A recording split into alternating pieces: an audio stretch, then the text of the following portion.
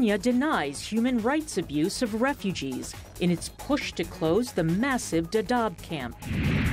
Good news in the battle against yellow fever in Angola and the Democratic Republic of Congo. And say hello to the robo-taxi. Uber unveils America's first driverless fleet. Africa 54 starts right now. Good evening and welcome. I'm Vincent Makori. This is Africa 54. We'll have those stories in a moment, but first we'll begin with a new United Nations Refugee Agency report released Thursday, indicating that 3.7 million refugee children under the agency's mandate do not have access to a school or even basic education. The report shows that when armed conflict or political instability send people fleeing from countries across the world, children leave behind not only their homes, but also in many cases their education. Speaking in Geneva, where he released the report, UN Commissioner for Refugees Filippo Grandi said the situation gets worse as the children get older. 50% of refugee children do not have access to primary education. 22% only have access to secondary education, and only 1% to university education.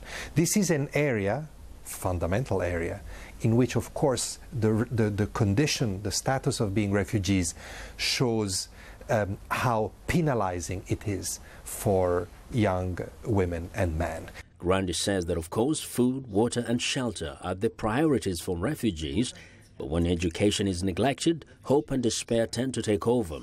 He says that going to school, learning, acquiring knowledge and skills are fundamental to growth in young people.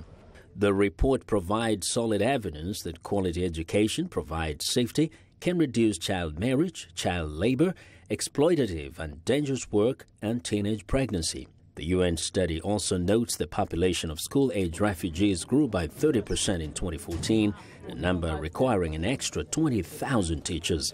Host nations that in many cases already struggle to provide basic services to refugees must also find a place to hold classes as well as supplies. The world body has asked global donors for $4.5 billion this year to aid Syrian refugees. Funding for education makes up $662 million of that request, and as of June, the UN had collected only 39% of that total.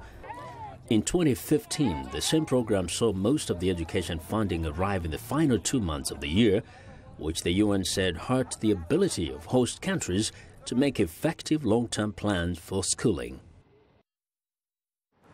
Well, Kenya reaffirmed on Thursday that it will close the world's largest refugee camp in the northeast part of that country by November this year. Now, this comes amid allegations by Human Rights Watch that it is harassing and intimidating Somali refugees to return home when it's not safe to do so. Now, the rights group says Kenya is not giving the refugees a real choice between being repatriated or staying, and that the United Nations Refugee Agency is not giving refugees accurate information about the risks they face in Somalia. A spokesman for UNHCR in Kenya says the agency would have to study the Human Rights Watch report before responding. Kenya says Al-Shabaab has used the camp as a recruiting ground for its attacks. Kenya softened its stance in June following an outcry from rights groups who said much of Somalia was not yet safe for return. Well, U.S. President Barack Obama welcomed Myanmar's de facto leader Aung San Suu Kyi to the White House this week and had some good news for her and her country's struggling economy after decades of isolation. Here's VOA White House correspondent Cindy Sain. It was not the first time the two leaders had met, but this time it was under very different circumstances. If you had predicted 5 years ago that Aung San Suu Kyi would now be here sitting as the duly elected representative of her country, many people would have been skeptical. But it's a good news story in an era in which so often we see countries going in the opposite direction. After Wednesday's meeting at the White House, the president had a major announcement. The United States is now prepared to lift sanctions that we have imposed on Burma for quite some time. It is the right thing to do in order to ensure that the people of Burma see rewards from a new way of doing business. Aung San Suu Kyi thanked the president and Congress for imposing sanctions on Burma's military to encourage democracy. But she said the time has now come to lift them. But unity also needs prosperity, because people, when they have to fight over limited resources, forget that standing together is important. Both leaders urged Americans to travel to and invest in Myanmar, saying it is a beautiful country with a rich cultural heritage. But some human rights leaders have cautioned against a full lifting of sanctions, pointing to Myanmar's mixed human rights record and its indifference to the plight of the country's ethnic Rohingya, considered among the world's most persecuted minority groups. Aung San Suu Kyi addressed ethnic conflicts and said she wants everybody who is a citizen to be entitled to the full rights of citizens. Cindy Sain, VOA News, the White House. Well, now going back to our earlier story on refugees, we head to Kenya, where Mwenda Njoka, who is the spokesperson of Kenya's Interior Ministry, is standing by. Welcome to Africa 54, Mwenda. Thank you. Now, your government is being accused of harassing and intimidating Somali refugees, basically because they say some are being forced to cross over back to Somalia when they are not happy to do so. It's not safe for them to do so. What's your response? That is not true. The Human Rights Watch body has a tendency to write sensational and unfounded reports on the Republic of Kenya. And for many, they don't see anything positive that the government of Kenya does.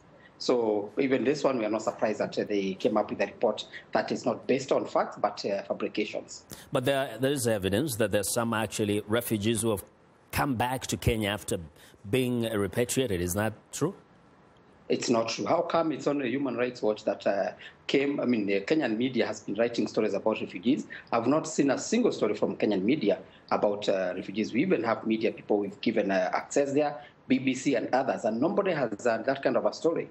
And then again, the fact that we've had about 30,000 refugees, even as of today, there were about a number of refugees, more than 1,500, who left for Somalia. So it's a report that is based on fallacy, and it's intended to help them raise funds for their organization, but it has nothing to do with the welfare of refugees. I've also had conversations about the conventions you're using. Are you working under the UN conventions, or is it the Africa Union one, which are kind of different in the way you handle refugees? What we're doing, we are working with under the various, the foremost one is the UN convention, where the non-formant, where you can't take somebody forcefully. And the fact that we have more than 300,000 refugees still in the camps. If you were forcing them, we would have moved them immediately. The government announced that. The fact that there are still refugees who are there in the camps, it means that the government is not forcing them out. Mm-hmm. And then again, the report by Human Rights Watch is based on what they claim was an interview of about 100 refugees who they claim came back. 100 refugees out of 350,000. It's a very small sample to be representative of the views of the refugees. Now, Amanda, realistically, can you practically close down this camp by November and clear out everybody? Okay, what I can tell you, by November, it's unlikely that we will be able to do that. But the intention of the government, working closely with the government of Somalia, is to have refugees move back to Somalia as soon as possible. November was our intended date, but we may not be able to do it within that period. But right now, we've started the processes. And then, again, what Human Rights Watch are saying, I would like to go back to that. The fact that we are in communication with the Somali government. Even today, we had a meeting with the settlement team of Somali government, about the ministry, and the to discuss those issues of how. Okay, Mwenda. Thank you very much. And we'll keep our eye on this story. That is Mwenda Njoka, is Kenya's spokesman for Kenya's Interior Ministry. Well, when Ebola was ravaging West African countries in 2014, doctors in Nigeria managed to stop an outbreak of the deadly disease in a matter of months. Now, that story is being told on the silver screen. Chris Stein reports from Lagos. It was a grim moment when the Ebola virus arrived in Lagos, a city of more than 20 million people. Spread through contact with bodily fluids, the virus posed an extreme danger in a city where everything from living to working to taking the bus is done in jam-packed conditions. The Nigerian docudrama 93 Days chronicles the desperate days when doctors and public health officials worked to halt the virus before it could spread across Africa's most populous country. They succeeded. Ebola killed 8 people in Nigeria, a tiny fraction of the more than 11,000 the virus killed across the region. Producer Bolanle Austin Peters says the movie shows a proud moment in Nigerian history. It's a success story. It's a story of how Nigerians came together to fight this dreadful disease. And very rarely do we have this kind of beautiful story being told about ourselves. The movie was filmed in the same neighborhoods and at some of the same clinics used to treat patients during the outbreak. That allowed the filmmakers to recreate a unique level of reality in the movie.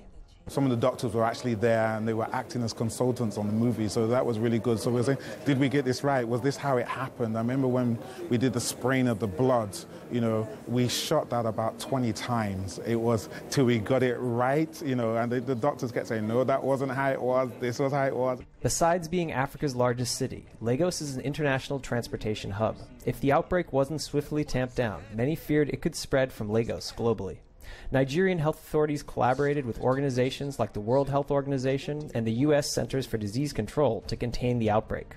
Director Steve Gukas says he hopes viewers will take away the lesson that no country stands alone. We need to actually pay more attention, take more interest when things happen around the world, and do more to help stop things when they start out burning in different parts of the world. That we need to care more, we need to collaborate more, because the truth is the way Nigeria was able to defeat Ebola was through shared collaboration. And it wasn't just collaboration of Nigerians. The movie premiered at the Toronto International Film Festival this month. Gukas says he hopes to distribute 93 Days internationally.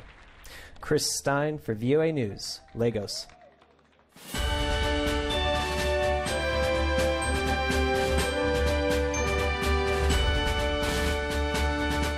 U.S. Democratic presidential candidate Hillary Clinton is resuming her campaigning Thursday after being sidelined with a bout of pneumonia. Illness became public after she left a 9/11 memorial service in New York City Sunday and was seen on video staggering while getting into a van. In a letter released Wednesday by her campaign, Clinton's doctor says she is recovering well with antibiotics and rest. Now, the episode added fuel to questions about Clinton's health and provided a fresh line of attack for her Republican rival Donald Trump. But the episode has also raised questions about Trump's own health and increased calls for him to release his full medical records. Well, I want to know what you think about Africa 54 and the stories we cover. Join the conversation on Facebook. The address is Africa 54. And check out our headlines 24/7 on voaafrica.com. Find me on Twitter at VOA Vince Makori. Coming up, the World Health Organization's good news about the yellow fever outbreak in Angola and the DRC. Stay with us.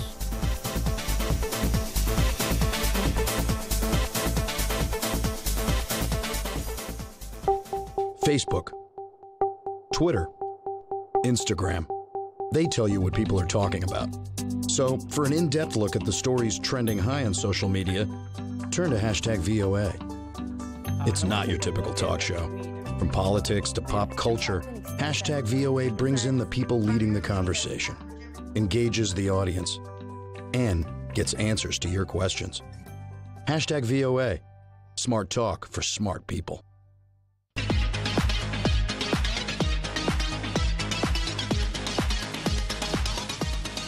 Well, it's time for our health report, and joining us now is Africa 54 health correspondent Lida Mbadu with a look at what's being done to contain yellow fever on the continent. That's right. The World Health Organization says a yellow fever outbreak in South Central Africa has been brought under control after a vaccination campaign of millions of people.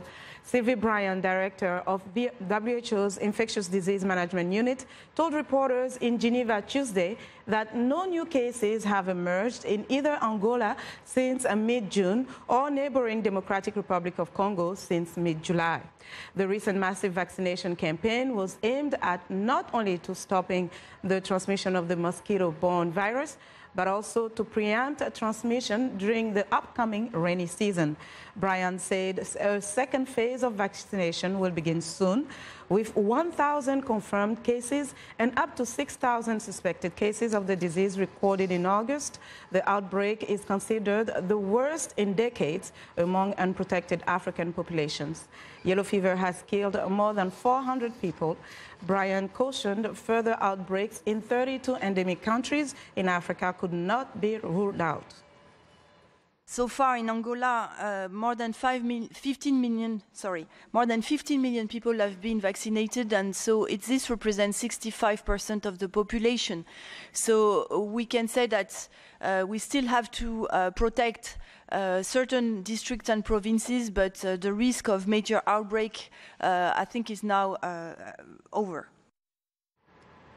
The WHO estimates that every 40 seconds, someone in the world is committing suicide. It's highly called a health crisis, but it's also a topic that doesn't get talked about. There is a stigma around suicide, and often people think of those who take their lives as cowards. VOA's Carol Pearson tells us about a woman who has dedicated her life to erasing the stigma and preventing people from ending their lives. I was 9 when my father took his life. I count that day as the last day of my childhood, because from that moment on, I had no sense of security. Dorothy Paw stands before her father's grave at Arlington Cemetery, a place reserved for war heroes. It's important to me that people not label those who die by suicide as cowards. We're here at Arlington because my father was brave. He fought in World War II and came home and, raised a family, and I think he just got overwhelmed. Nearly 50 years later, her life was shaken again. I lost my son in 2012. This is my favorite picture of Peter because he has the hint of a smile. It's so understated, but he has piercing blue eyes, and he's paying attention. He's looking at the world with love, I think. Every year, some 800,000 people die as a result of suicide, and many more attempt it. The World Health Organization says this translates to 1 death every 40 seconds. Beyond this, suicide impacts families, societies, and communities. The ripple effect is enormous. His brothers, his girlfriend, myself, his father. It's a shock that takes years to recover, to find, footing again. Yet experts say suicide can be prevented if governments create policies to prevent alcohol and drug abuse, make guns safer, reduce the stigma of suicide, and provide support for those suffering from depression and diseases that cause depression. Suicide is the ultimate stage 4 event for a lot of people who have got serious mental illnesses. And frankly, it's a ultimate stage 4 late stage event for a lot of people with other kinds of chronic diseases as well too, who might not have had a mental illness. If we think someone may be troubled, ask them outright if they're having thoughts of suicide. It's not a comfortable conversation, but it's a lot more comfortable than a funeral. And that's my hope and my purpose in speaking, about suicide, so that people know that it is preventable. Carol Pearson, VOA News, Washington. Now, after Democratic presidential candidate Hillary Clinton was diagnosed with pneumonia, conversation about the illness increased worldwide. Pneumonia is a contagious, common, and sometimes a lethal lung infection. Common symptoms include feeling tired, coughing, fever, and chest pain that gets worse when coughing. In today's Ask the Expert segment, VOA spoke with Dr. Matthew Schreiber, who specializes in lung disease at the MedStar Washington Hospital Center, and asked him, what is the leading cause of pneumonia? It can happen from any number of organisms, bacterial pneumonia or viral pneumonia. In truth, bacterial pneumonia, we have more options to treat. So in some ways, you could make an argument that it's our advantage when it's a bacterial pneumonia. Viral pneumonia, you've all heard of the flu. The flu is an incredibly common infectious process that causes a pneumonia. And truth be told, we don't have many options on how to treat that.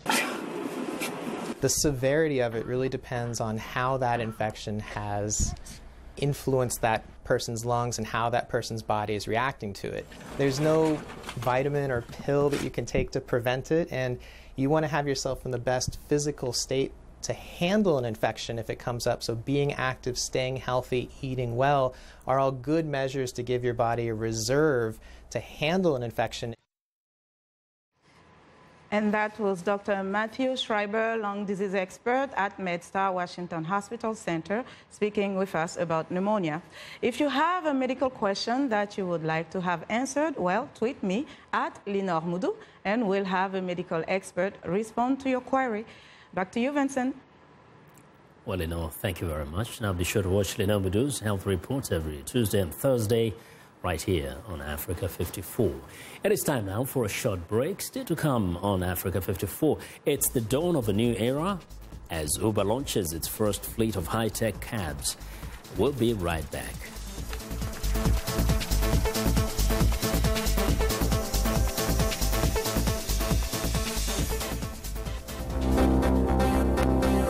If you've just joined us, I'm Mariama Diallo, and here is a quick recap of today's headline.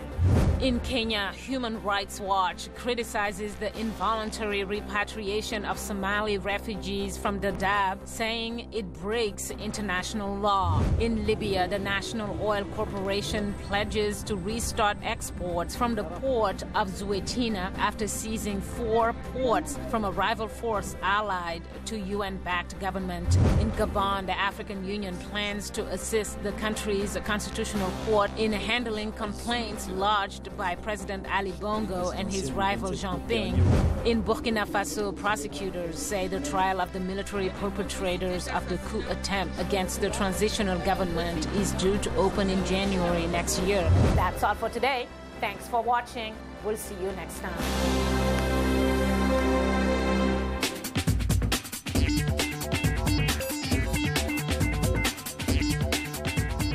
Welcome back to Africa 54. I'm Haiti Adams-Fitzpatrick. Let's take a look at what is trending. It's yet another new day in ride-sharing. Uber has become the first company to make self-driving cars available to the public in the United States. And they've already hit the streets in Pittsburgh, Pennsylvania, as part of a pilot test program. Uber has picked a group of customers to take free rides in autonomous Ford Fusions with human drivers as backups, of course. If the self-driving cars are able to handle all the road challenges in Pittsburgh, like snowstorms, rolling hills, and a tangled web of aging roads and bridges, then you can certainly expect your first driverless Uber ride to show up at your door pretty soon. Now, tattoos may have a long and colorful history in Japan, if you didn't know. For many Japanese, tattoos are still taboo, despite their appeal for young people. As tattoos go mainstream in many Western countries, a growing number of tourists are finding themselves refused entry to hot springs, pools, gyms, and even some beaches because of their body art. So why the resistance? Gangsters. Tattoos have long been associated with the Japanese mafia and organized crime. Well, with the 2020 Olympic Games in Tokyo coming up, that should be interesting. Also, very good to know. And finally, early birds camped outside the Apple Store in Sydney the day before the long-awaited launch of the new iPhone 7. Apple enthusiasts set up camping chairs outside the store's main entrance. Some brought along tents. The situation looked pretty much the same in Tokyo. The iPhone 7 has a high-resolution camera, but no headphone jack. The biggest surprise was the debut of a 3-decade-old Nintendo game franchise, you may remember, Super Mario Bros. On the smartphone. The iPhone 7 goes on sale this Friday. And that is what's trending today. Vincent, back to you. Thanks a lot, Haiti. Now, virtual reality, or VR, is new technology that can have applications in many industries. Companies are popping up as the science of VR continues to improve, and it can sometimes be expensive to have the equipment to view something in virtual reality. Elizabeth Lee has more. Yosen Utomo does not have a typical job. He spends much of his day looking through tiny lenses and hopes his work will pay off. I think it's in my blood to take risk. Originally from Indonesia, Utomo is one of the founders of Full Dive. With several offices in Silicon Valley and Russia, Full Dive created a free mobile application for anyone with a smartphone to access virtual reality content. It is like YouTube for virtual reality. Utomo started the company 2 years ago with developing countries in mind. In a third world country, for example, Indonesia or India, we're actually using technologies that is 10 years older, which is used in Silicon Valley. So our dream is to bring new technologies such as VR, which we are working on, to these countries. We want to create the bridge.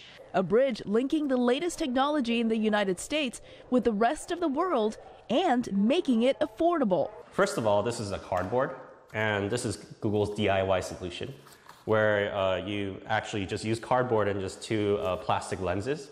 Co-founder Ed O says, attach a smartphone to any one of these viewers that can be purchased online for as little as a couple of dollars, and users can be immersed in a virtual reality experience. O says the goal is to provide a social platform for all VR content, including games, VR apps, and photos. In the latest feature of the Full Dive app, anyone with a mobile phone or even a 360 still camera can take a photo, upload it onto the Full Dive app, and share it with friends, and your friends will be able to see that photo in virtual reality. O, who has worked in China and the United States, says he tries to bring his experience from both countries to creating the staff that makes Full Dive possible. I want everybody to aim for the best, to do the things that people have never thought of. And that's the culture that we bring here. You know, we're trying to bring VR accessible to everyone, but that's a grand vision. How do you do that? There's so many details. And we tend to tell people every day, think more detailed. Utomo says his goal is to create something that can impact the world. And so far, with 1.6 million downloads of the Full Dive app, he says he is on the right path to making a difference. Elizabeth Lee, VOA News, Berkeley. Well, that's our show for today. Be sure to watch Africa 54 on our website at voaafrica.com. For more news, tune in to VOA's evening radio show, Africa News Tonight at 1800 UTC, and in the mornings to Daybreak Africa between 0300 and 0600 UTC, Monday through Friday. Thanks a lot for watching. From all of us here in Washington, have a good night.